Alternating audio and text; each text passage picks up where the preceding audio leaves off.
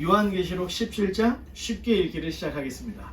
미리 말씀을 드리면 오늘은 여태까지 우리가 봤던 것 중에 제일 어렵지 않을까, 자 이렇게 생각을 합니다.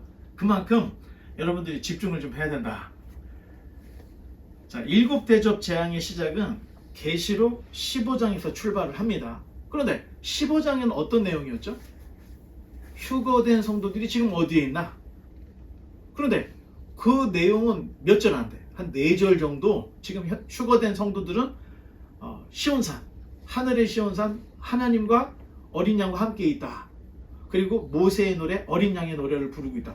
그 장면만 나오고 5절부터 7절까지는 이제 16장부터 시작될 대재앙에 대한 예고를 우리에게 해주고 있습니다. 자, 다음 페이지 넘겨보면 5절로 7절의 말씀을 한번 읽어보겠습니다. 다 같이 시작. 또 이 일 후에 내가 보니 하늘의 증거 장막의 성전이 열리며 7 재앙을 가진 7 천사가 성전으로부터 나와 맑고 빛난 세마포 옷을 입고 가슴에 금띠를 띠고 네 생물 중에 하나가 영원토록 살아계신 하나님의 진노를 가득히 담은 금 대접 7을 그 7 천사에게 주니. 자, 이 보좌로부터 7 금 대접에 하나님의 진노의 포도주가 이제 7 천사에게 딱 이제 내려지는 거죠. 그림에. 그렇죠. 그랬죠. 자, 여기서부터 이제 시작인데, 그 다음에 보면 7 천사가 받은 7 대접은 심판하시는 하나님께로부터 내려왔다. 자, 하나님이 모든 재앙을 주도하신다는 거야. 그 다음 그림을 보면 7 대접이 부어졌을 때 아마도 세상은 남은 것 하나 없이 다 그냥 끝장이 났을 겁니다. 그런데 놀라운 것은 그렇게 죽어라 죽어라 재앙이 쏟아져도 아니 끝까지 살아남은 사람들이 있었는데 그 수가 적지 않았다. 상당한 사람들이 살아남았더라. 자, 이런 것들을 19장 20장 가서 보면은 볼 수가 있습니다. 자, 지난 16장에서는 하나님의 진노의 포도주잔이 어떻게 부어지는지를 자, 그림을 통해서 우리가 다 봤죠.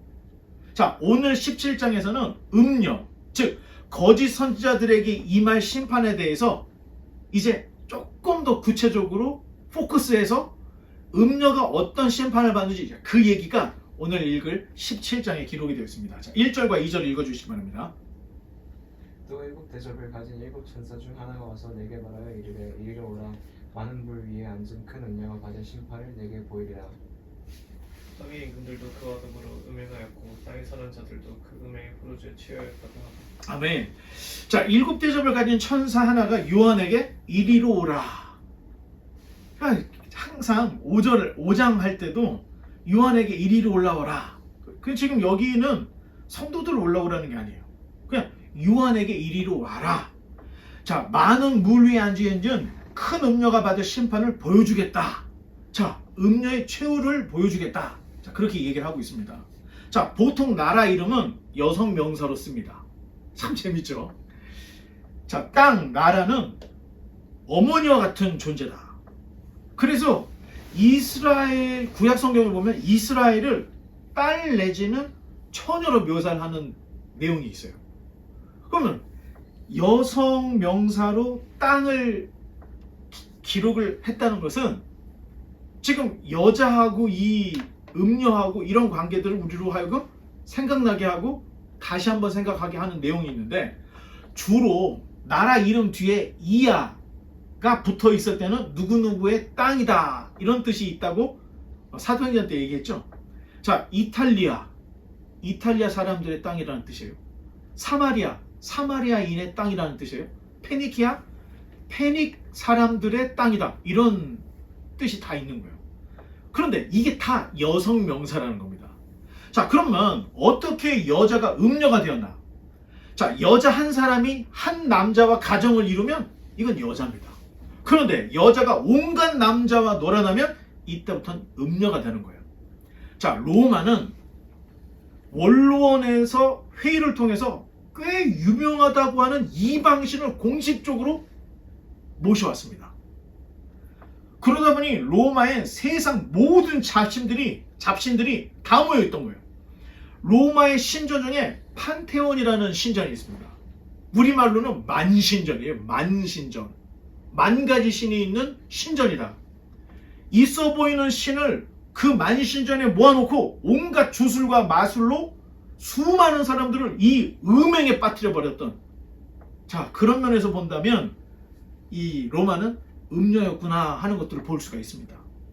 자, 오늘 본문에 그 음녀가 많은 무리에 앉아있더라, 오늘 본문에 그렇게 쓰여 있어요. 자, 그러면 많은 무리 뭘까? 성경은 성경으로 풀어집니다. 같은 본문 15절에 보면, 자, 예, 여기 있죠? 여기 밑에 한번 읽어보겠습니다. 시작. 또 천사가 내게 말하되 네가 본 바 음녀가 앉아있는 물은 백성과 무리와 열국과 방언들이니라. 아니, 15절에 해석을 다 해주고 있어요. 그러니까 성경을 읽을 때 당장 모르겠다, 접으면 안 됩니다. 읽다 보면 해석이 나와 있어요. 이렇게. 자, 이렇게 해석이 나와 있던 부분들이 곳곳에 있었죠. 자, 음녀가 백성과 무리와 열국과 방언들 위에 앉아 있었다는 것은 음녀가 바로 거짓 선지자 노릇을 했다 하는 그런 의미가 담겨져 있습니다. 자, 거짓 선지자가 하는 일은 언어가 다른 수많은 나라들을 하나가 되게 해요. 그래서 하는 일이 뭐냐? 종교 통합을 이룹니다. 만국 종교를 만들어 버린다는 거예요. 혼합주의를 만들어 버린다는 거예요. 사도 요한 선생님 당시의 음녀는 분명히 로마가 확실합니다. 그 다음 그림을 보면 사탄은 바벨탑을 쌓아서 그 아래 조직을 만들고 자신의 이 뜻을 펼 국가를 만들어 봅니다. 그리고 제국을, 수많은 나라들을 끌어모아서 제국을 만들어 통합종교, 만국 종교를 일으켜 왔어요. 자, 첫 바벨론에서 만든 통합종교가 바로 세미라미스와 담무스 종교입니다. 다음 그림을 보면 이 종교는 지극히 정치적인 종교였습니다. 어머니인 세미라미스가 아들 담무스를 안고 있는 이런 형상인데, 담무스는 세미라미스의 죽은 남편인 니무롯이 환생했다. 이게 고대의 종교였습니다. 대개 우상의 종교는 이렇게 아들을 자기 남편으로 삼아, 이유가 내 남편이 환생했다, 이렇게 추잡하고 난잡한 이런 모습들. 자, 이런 게 다 우상 종교들의 모습이라는 거예요. 이 안에는 거룩, 의, 도덕, 윤리를 찾을 수가 없어요. 신의 이름으로 사람 죽이는 게 합법화되어 있고, 여사들은 어떤 면에서 보면 성노예요. 집노예고. 이게 다 우상 종교의 모습이라는 겁니다. 자, 세계 종교를 연구해 보면 다음 그림, 어머니가 아들을 안고 있는 이런 모습들의 종교들이 너무나 많다는 거예요. 이게 세미라미스와 담무스 종교로부터 다 파생된 종교들이라는 거예요. 자, 각 시대마다 그렇다면 음녀, 거짓 선지자, 바벨론이 수두룩했다는 겁니다. 자, 계속해서 3절로 4절을 또 읽어주시기 바랍니다. 곧 성령으로 나를 데리고 광야로 가니라. 내가 보니 여자가 붉은빛 짐승을 탔는데 그 짐승의 몸에 하나님을 모독하는 이름들이 가득하고 7머리와 10뿔이 있으며 The woman wore purple and scarlet clothing and beautiful jewelry made of gold and precious gems and pearls. In her hand she held a gold goblet full of obscenities and the impurities of her immorality. 아멘, 감사합니다. 다음 그림을 보면, 자, 음녀는 몸에 하나님을 모독하는 이름들이 가득하다는 거야. 자, 거룩하고 의롭지 않기 때문에 이 몸 전체에 하나님을 모독하는 음란, 하나님을 모독하는 추악, 이런 것들이 그냥 이름이 잔뜩 있다는 거예요. 그리고 7머리와 10뿔을 가진 붉은빛 짐승을 탔다는 거예요. 이 음녀가. 자, 다음 그림을 보면 7머리와 10뿔은 계시록 13장의 용의 모습하고 똑같습니다. 자, 뿔은 권력을 상징해요. 머리가 7이라고 하는 것은 왕들의 세력들이 규합이 됐다는 건데, 머리가 7이니까 사람은 절대 용과 짐승과 싸워서 이길 수가 없다는 거예요. 사람이 가지고 있는 그 지혜로는 용을 이길 수 없다는 거예요. 뭐 꼭 그렇게 생각할 필요는 없지만, 체스는 이미 오래전에 컴퓨터가 사람을 이겼죠. 그런데 최근에 알파고가 이세돌 구단을 이겼어요. 이게 세기의 사건이었던 거예요.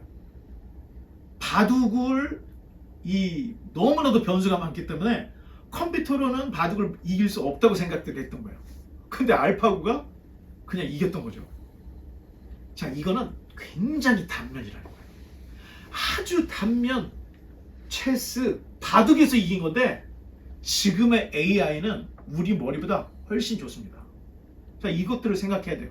그리고 계속해서 진화를 하고 업데이트가 돼서 어쩌면 인류 전체의 아이디어보다 지금 이 AI의 아이디어가 IQ가 훨씬 높다. 자, 이렇게도 볼 수가 있다는 거예요. 자, 음녀는 머리가 7이고 뿔을 가진 10뿔을 가진 짐승을 타고 맘 놓고 사람들을 미혹을 해요. 머리도 좋죠. 권력도 있죠. 다 가졌죠. 그냥 사람들을 그냥 자기 멋대로 유혹을 하는 거예요. 미혹을 하는 거예요. 4절에 자줏빛과 붉은빛 옷을 입고 보석과 또 금과 보석과 진주로 꾸미고 가증한 물건과 음행의 더러운 것들이 가득한 금잔을 가졌더라. 자, 그렇게 얘기를 하고 있죠. 자, 다음 페이지는 그렇죠. 이게 지금 다 이게 나오고 있어요. 이게 지금 짐승이고 그 위에 음료가 타고 있고 그 다음 페이지를 넣어보면 용이 소환한 짐승, 짐승이 소환한 두 번째 짐승, 이게 지금 다 음료의 지금 이 일을 할 수 있도록 이게 도와주는 세력들이라는 거예요. 이 다. 자, 그런데 예레미야 51장 7절에 넘어가서 보면, 자, 한번 읽어보겠습니다. 시작. 바벨론은 여호와의 손에 잡혀 있어 온 세계가 취하게 하는 금잔이라. 문 민족이 그 포도주를 마심으로 미쳤도다. 자, 여기에서의 바벨론은 느부갓네살이 통치하던 신바벨론을 의미합니다. 사탄은 언제나 군사, 정치, 경제 그리고 문화와 종교로 온 세상을 혼축해 취하게 만들어버려요. 그러니 늘 깨어 있어야 한다는 겁니다. 계속해서 5절과 6절. 그의 이마에 이름이 기록되었으니 비밀이라. 큰 바벨론이라. 땅의 음녀들과 간증한 것들의 어미라 하였더라. 또 내가 보면 이 여자가 성도들의 피와 예수의 증인들의 피에 취한지라. 내가 그 여자를 보고 놀랍게 여기고 크게 놀랍게 여기니. 아멘. 자, 음녀의 이마에 바벨론이라고 하는 이 상징적 이름이 있는데 그동안은 이게 비밀에 붙여져 있다는 거예요.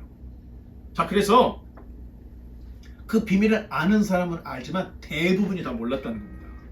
사람들은 그것이 사탄의 미혹인지도 모르고 통합 문화, 통합 종교에 그냥 따라갔다는 거예요. 사람들이. 이게 사탄의 엄청난 그림이었다는 걸 몰랐다는 거예요. 비밀이었기 때문에. 자, 그런데 요한계시록까지 다 가서 보니까 세상을 보는 눈이 탁 열리게 되는 거예요. 바벨론으로 상징하는 음료, 그리고 바벨론, 이 로마, 이게 다 음료고 사탄이고 악한 세력이었다는 거예요. 그리고 세상을 움직이는 힘이었다는 거예요. 그러나 종말 시대의 바벨론은 아직 정확하게 어느 나라라고 말을 할 수 없지만 우리가 과연 어떤 나라가 또 다른 바벨론이 될지를 우리가 늘 주시를 하고 있어야 된다는 거예요. 자, 요한 시대의 바벨론은 음녀 로마였는데 성도들의 피, 예수의 증인들의 피에 아예 그냥 취할 정도로 그 권세로 기독교인들을 말살할 정도로 엄청나게 핍박을 하고 환란을 내렸다는 거예요. 자, 계시를 봤던 요한이 로마의 실체를 알고 나서 깜짝 놀랐다는 거예요. 요한이 놀랄 그때 천사가 왜 이렇게 놀래? 내가 다시 설명해 줄게 하면서 이야기를 하는데 7절과 8절. 천사가 이르되 왜 놀랍게 여기느냐. 내가 여자와 그가 탄 7머리와 10뿔을 가진 짐승의 비밀을 내게 이르리라.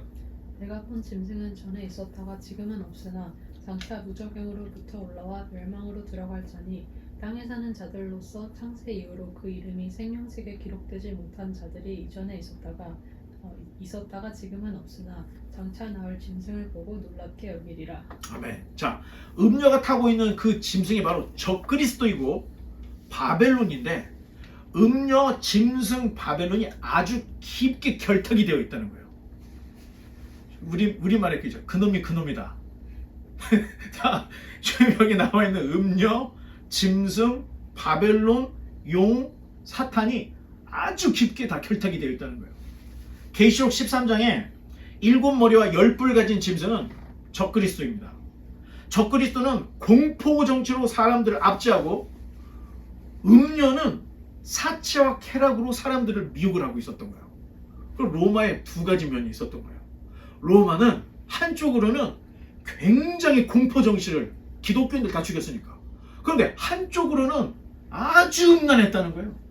쾌락을 추구하고, 자, 그런 모습을 지금 영적으로 보니까 야, 이게 적그리스도의 모습이었고, 야, 저게 음료의 모습이었는데 다 결탁이 되어 있었구나. 자, 이런 것들을 요한에게 천사가 설명을 해주고 있습니다. 자, 이 짐승은 전에 있다가 지금은 없으나 장차 무적행으로부터 올라와서 멸망으로 들어갈 자다. 요한계시록 13장 3절을 그대로 생각나게 하는데, 자, 다음 페이지. 그렇죠. 한번 읽어보겠습니다. 시작. 그의 머리 하나가 상하여 죽게 된 것 같더니 그 죽게 되었던 상처가 나음에 온 땅이 놀랍게 여겨 짐승을 따르고. 자, 이 짐승은 교묘하게 주님의 부활을 패러디라는 거야. 그리고 사람들을 미혹을 해요. 어찌 보면 코란을 보면 우리 기독교가 가지고 있는 성경이 굉장히 많이 들어있어요. 유대인들이 가지고 있는 성경, 우리가 가지고 있는 구약 성경은 거의 1차죠. 자, 사탄은 무엇인가 비슷한 것을 만들어서 우리로 하여금 헷갈리게 한다는 거예요. 자, 이런 존재라는 것을 보여주는 게 머리가 상하여 죽게 됐는데 다시 일어났다. 일어난 것을 보고 사람들이 야, 경배를 하더라. 이런 모습들. 요한이 이걸 보고 놀랍게 여기고 크게 놀랐던 이유를, 아니, 사탄이 예수 그리스도를 너무 비슷하게 패러디를 했구나. 그게 적그리스도라는 겁니다. 그래서 오늘날 교회다 할 때는 분명히 알아야 됩니다. 교회 안에도 적그리스도 교회가 있습니다. 왜? 복음을 변질을 시켜. 성경에서 이탈을 시켜. 교회 가면 교회의 목적이 사람 모으는 게 목적이야. 자, 이거는 기독교라고 말할 수가 없는 거예요. 자, 교회의 목적이 인본주의에 빠져 있는 교회. 이것도 복음주의 교회가 아니라는 거예요. 근데 교회가 너무 신비주의를 강조해. 기도해서 쓰러뜨리고 깔깔대고 웃고 자기가 뭐 하는지도 모르고 정신을 잃고, 이런 모습은 이방 종교의 모습들이 교회로 들어온 적그리스도적 모습이라는 거예요. 유사 기독교라는 거예요. 계속해서 9절로 11절. This calls for a mind with understanding. The 7 heads of the beast represent the 7 hells where the woman rules. They also represent 7 kings. 또 7 왕이라 5은 망하였고 하나는 있고 다른 하나는 아직 이르지 아니하였으나 이르면 반드시 잠시 동안 머무르리라. 전에 있었다가 지금 없어진 짐승은 8째 왕이니 7 중에 속한 자라. 그가 멸망으로 들어가리라. 아멘. 자, 이 부분은 진짜 어려워요, 여러분. 아마 제 설명을 듣고도 뭔 소린가 할 텐데, 앞뒤 정황을 보면서 유튜브를 다시 한번 보세요. 차근차근 보세요. 그러면 정리가 될 텐데, 제가 최대한 쉽게. 자, 음녀가 앉은 7 산, 다음 페이지. 당시 사람들 다 아는 이야기였다는 거예요. 로마는 7 언덕 위에 세워진 도시, 나라였다는 거예요. 그래서 7 산 하면은, 아, 로마. 그때 당시 사람들 다 알았다는 거예요. 자, 여기에 7 머리 10뿔을 가진 용이 딱 들어앉았던 겁니다. 마치 우리 그 반지의 장에 보면은 그 성에 용이 딱 들어앉아 있던 것처럼 7 산이 있는 로마에 이 용이 딱 자리를 잡고 있었던 거예요. 그래서 로마가 하는 일이 절대 선한 일을 할 수가 없었던 거예요. 다 나쁜 거, 사람들을 착취하고 하는 거, 자기들만 살찌우는 이런 모습, 이게 바로 용의 모습이라는 거예요. 자, 다음에 보면 5은 망하였다. 자, 다음 페이지. 지금 10절에 보니까 다섯은 망하였고, 당시 사람들은 자, 이 5개 중에 다섯은 망하였다는 말은 지역적으로 다섯 산의 왕들은 상당 부분이 없어졌다는 뜻이에요. 그런데 다음 그림을 보면 이것을 전 세계적으로 넓게 보면 이집트, 아수르, 바벨론, 페르시아, 헬라가 다 망했다. 지역적으로 보면 5개 도시가 없어진 거지만 이게 지금 세계적으로 봤을 때는 5 제국이 멸망을 했던 이런 걸 볼 수가 있는 거예요. 다음 페이지. 하나는 있고 현재는 6째 왕이 통치 중이라는 얘기인데 당시 세계를 제패한 로마가 6번째라는 거예요. 자, 분명 6째 왕은 종말에 가깝지만 아직은 종말이 아니다. 로마 시대에 네로나 도미티안이나 그 황제들이 기독교를 막 쑥대밭을 만들 때 기독교인들 생각에는 이게 마지막 바벨론이라고 생각을 했지만 종말에 가깝기는 한데 지금 기다리던 그 녀석은 아니다. 자, 그렇게 얘기를 하고 있는 거예요. 자, 하나는 있고 해결이 됐죠. 그 다음 페이지를 또 보면 자, 이게 로마가 그 당시에 바벨론이었지만 여기서 이게 마지막 바벨론이 아니었다는 거예요. 이건 6절밖에 안 됐던 거고, 그 다음 페이지. 자, 다른 하나는 아직 이르지 아니하였으나, 자, 미래에 나타날 7번째 왕을 이야기하는 건데 아직까지 그 마지막 왕이 나타나지는 않았다는 거예요. 자, 그렇다면 요한시대에 요한계시록이 있는 사람들 입장에서는 로마가 무너지면 세상이 끝난다라고 생각을 했지만 지금 이 예언은 로마가 지나가도 7번째 왕이 나타날 거라는 걸 얘기를 하고 있다는 거예요. 그러니까 지금 요한이 우리에게 보여주는 이 모든 것들은 장차 될 일, 가깝게는 로마로 보여줄 수 있겠지만 더 멀리 봤을 때는 로마 이후에 또 다른 왕이 일어날 것이라는 것을 암시를 해주고 있다는 거예요. 자, 넘기고, 그렇죠, 이렇게 이 수많은 나라들 중에 7번째 왕이 또 나타날 거라는 거예요. 그 다음 페이지. 자, 8째 왕이니, 전에 있다가 지금 없어진 짐승은 8째 왕이니. 자, 머리가 7이었는데 8째 왕까지 지금 얘기하고 있는데, 자, 이 8째 왕은 본래 7 중에 하나였던 거예요. 자, 하나, 어떻게 계산해야 되지? 자, 하나, 둘, 셋, 넷, 다섯, 여섯, 7번째인 동시에 8째 왕이었다는 거예요. 이게 최종적인 왕이라는 뜻이에요. 자, 이 8번째는 본래 7 중에 하나인데 다시 등장한다는 의미가 있어요. 당시의 사람들에게는 네로 환생설의 배경이 있었습니다. 죽었던 네로가 다시 태어날 거라는 이런 환생설이 있었어요, 당시에. 근데 그게 지금 요한이 말하는 것은 마지막 짐승은 네로와 같은 악의 화신으로 다시 올 거라고 하는 굉장한 내용이 담겨져 있는 겁니다. 네로가 환생하는 거 아니에요. 네로 같은 악의 화신 같은 7번째이면서 8번째 왕이 나타날 것이라는 것을 미리 지금 장차될 일을 얘기해주고 있다는 거예요. 자, 말이 좀 어렵죠. 아마 본 것을 기록을 하다 보니까 내가 볼 때는 이거 설명하는 게 굉장히 쉽지가 않았을 것 같아요. 본 것을 기록을 했으니. 여러분, 소설 읽었던 것들을 영화로 봐요. 시시할 때가 있죠. 똑같아요. 영화를 보고 책을 읽어봐. 와, 이렇게 되는 면이 있는데 본 것을 기록을 했기 때문에 조금 어려울 수 있다. 하지만 하나하나 차근차근 보면 우리가 이제 풀어낼 수가 있는 겁니다. 하지만 이 마지막 왕이 온다 해도 그는 잠시 동안만 머무를 것인데 결국 그도 멸망할 것이기 때문이다. 자, 7 중에 속한 자라 그가 멸망으로 들어가리라. 그렇죠? 잠시 동안 머무리라. 7째, 동시에 8째였던 이 왕은 오래 있지는 않다는 거예요. 나타나긴 하는데 네로와 같은 악의 화신처럼 나타났지만 길지 않은 만큼 활동하고 결국에는 멸망으로 들어간다. 자, 멸망으로 들어간다는 건 심판을 받는다는 의미가 있는 거예요. 자, 이렇게 아주 디테일하게 마지막 바벨론, 마지막 7번째 왕, 자, 이런 것들을 우리에게 설명을 해주고 있는 겁니다. 자, 계속해서 12절로 13절을 또 읽어보겠습니다. 내가 보던 열 뿔은 열 왕이니 아직 나라를 얻지 못하였으나 다만 짐승과 더불어 임금처럼 한동안 권세를 받으리라. 그들이 한 뜻을 가지고 자기의 능력과 권세를 짐승에게 주더라. 자, 계시록 13장을 돌아가 보면 용이 첫 번째 짐승에게 자기의 능력과 권세를 줬듯이, 자, 짐승도 적그리스도 양 짐승에게, 적그리스도 짐승에게 능력과 권세를 주더라. 우리 기억나죠? 자, 열불은 짐승을 추종하는 열 세력들 정도로 우리가 생각을 할 수가 있습니다. 그러니까 하나가 아니라는 거예요. 추종자들이, 강력한 추종자들이 하나 둘이 아니라 열이다 할 정도는 굉장히 많았다 하는 거예요.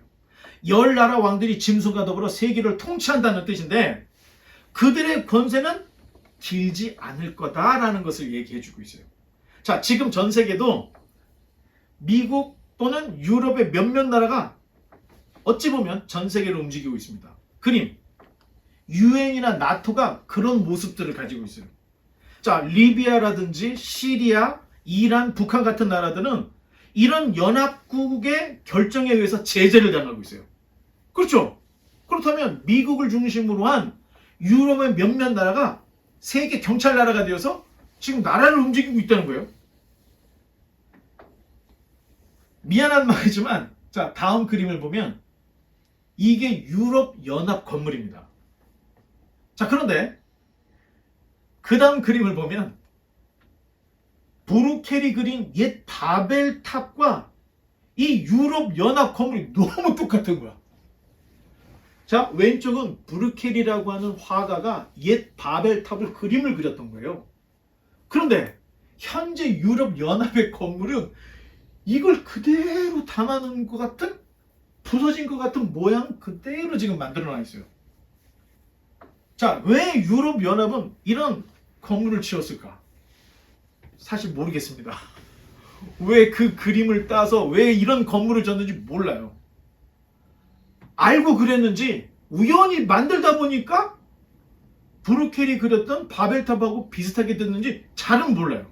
그런데 한 가지 더 놀라운 것은 유럽 연합 의회 석에 666번 자리, 그게 솔직히 어디가 666번 자리인지는 몰라요. 몇천 명이 되니까. 그런데 그 666번 자리는 비워져 있다는 거예요. 진짜 신기하죠, 여러분? 자, 현재 유럽의 기독교는 완전히 몰락했습니다, 여러분. 교회는 도서관, 카페, 사원이 돼 있어요. 지금 교회는, 유럽의 교회들은 유럽에서 기독교를 찾아볼 수가 없을 정도로 완전히 지금 몰락한 상태예요. 그러니 성경의 권위도 땅바닥에 딱 떨어져 있어요. 대부분 이름만 대면 알만한 철학자, 또 인문학자, 과학자 다 무신론자입니다. 성경을 믿지 않습니다. 자, 그런데 유럽 연합 바벨론 또는 이 666에 의미를 두는 듯한 행보를 왜 하고 있지? 진짜 신기하죠, 여러분? 어쩌면 이건 음모론이고 오해일 수 있습니다. 그렇죠. 우연의 일치일 수도 있고요. 그런데 우연치고는 무엇인가가 의도적인 모습으로 보여지고 있다는 거예요. 여러분들이 아마 제가 이런 얘기를 안 했으면 여러분 죽을 때까지 이런 이야기를 못 들어봤을 거예요.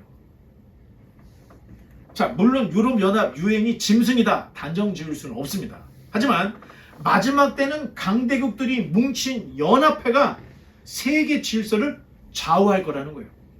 지금 우크라이나 전쟁도 뒤에 나토가 있고 그 뒤에 미국이 있잖아요. 자, 이런 것들을 보면 세상을 지금 움직이고 있는 게 과연 누구일까 생각을 해야 된다는 거예요. 중요한 것은 그 짐승 적그리스도 바벨론 음녀가 아무리 세상을 좌지우지한다 할지라도 오늘 말씀에 의하면 그 힘은 한동안 있다가 없어질 것이다. 이게 희망입니다. 어떻게 없어지느냐? 어린 양과 싸우다가 끝장이 난다는 겁니다. 바벨탑이 왜 무너졌어요? 높이 쌓아서 여호와에게 도달해서 전쟁을 하자 하다가 끝장이 난 것처럼 이런 연합회, 이런 모습들이 계속해서 하나가 돼서 큰 덩어리가 되면 이분들이 자, 이제 우리가 하나가 되었으니 선한 일을 합시다. 좋은 일을 합시다. 이게 아니고 어린 양과 전쟁을 하기 위해서 이런 결집을 시키고 모아졌다가 결국 어린 양과 싸워서 끝장이 나는 이야기를 우리에게 보여주고 있는데, 자, 그 다음 페이지. 자, 14절을 또 한번 읽어주시기 바랍니다. Together they will go to war against the Lamb, but the Lamb will defeat them because he is Lord of all lords and King of all kings, and his called and chosen and faithful ones will be with him. 아멘. 감사합니다. 자, 여러분, 어린 양과 이 짐승이 싸워서 어린 양이 이기겠습니까? 짐승이 이기겠습니까?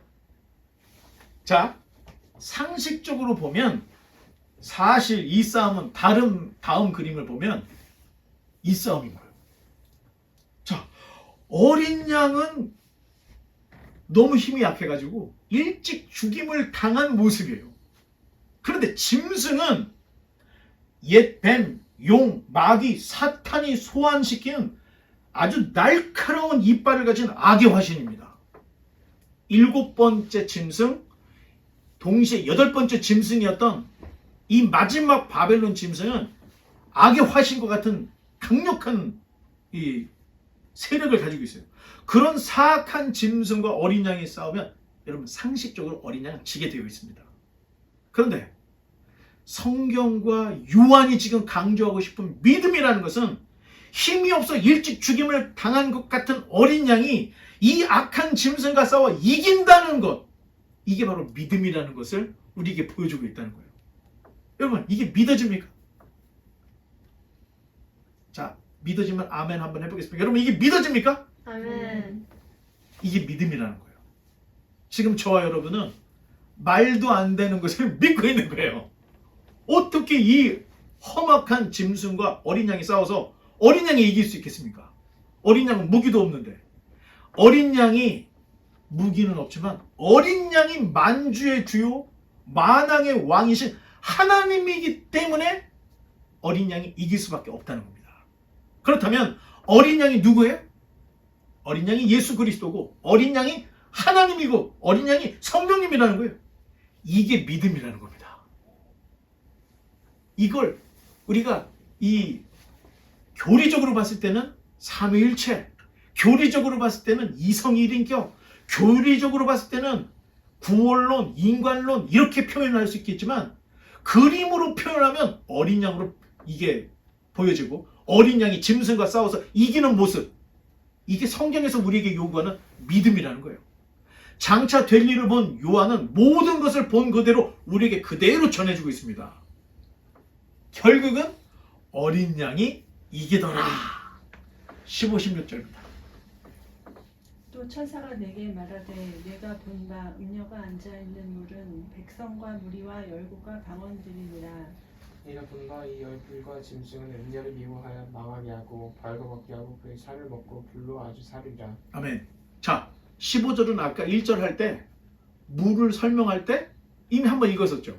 16절을 보면 결국 음녀의 최후는 토사구팽으로 끝난다는 거예요. 음녀는 짐승이 음녀를 이용해서 기독교를 박해하고 짐승이 음료를 이용해서 사람들을 미혹시키고 음행하게 하고 그렇게 실컷 다 이용해 먹다가 음료가 쓸모가 없어지자 미워하고 망하게 하고 벌겨벗겨 살을 먹고 아예 불을 그냥 살라버렸더라.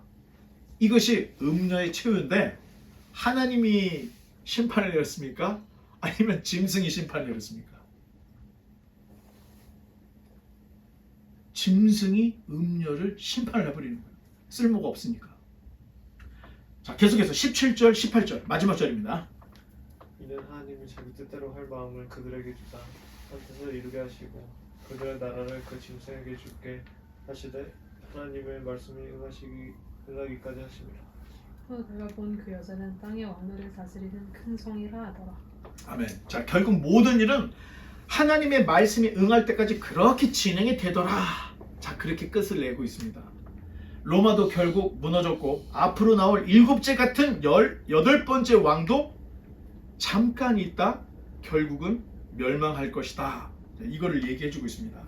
세상 왕들이 계속해서 바뀌는 것은 자, 애굽, 아수르, 바벨론, 페르시아, 헬라, 로마 뭐 이런 제국들이 있었죠. 일어섰다가 넘어지고.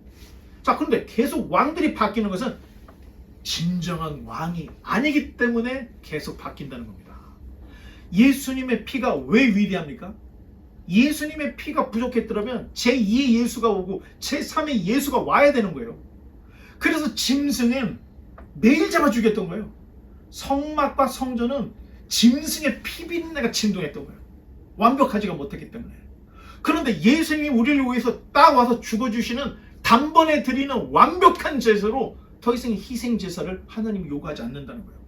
그런데 왕들이 계속 바뀌었다 하는 것은 진정한 왕이 아니기 때문에, 진정한 왕이 아니기 때문에 넘어지고 다시 오고 넘어지고 다시 오고, 이게 세계의 역사인 겁니다.